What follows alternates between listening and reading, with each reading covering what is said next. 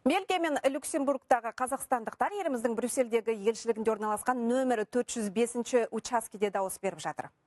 Бүгін референдумға қатысуға 150-ге жуық Қазақстан азаматы тіркелген. Дені дипломаттар, олардың отбасы мүшелері, студенттер мен осында жұмыс бабымен отбасылық жағдайына байланысты тұрып жатқан қазақстандықтар.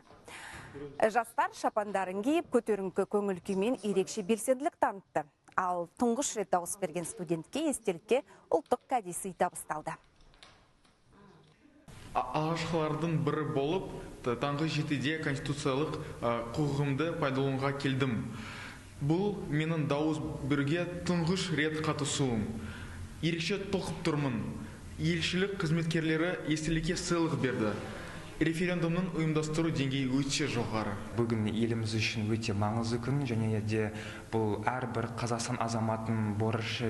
Шетелде жүрсек те осы Қазақстанның дамуын біз ойлаймыз, және де сол қоғамның тұрақты болуына бүгін маңызды шешім қабылданатын бүгін күндердің бірі.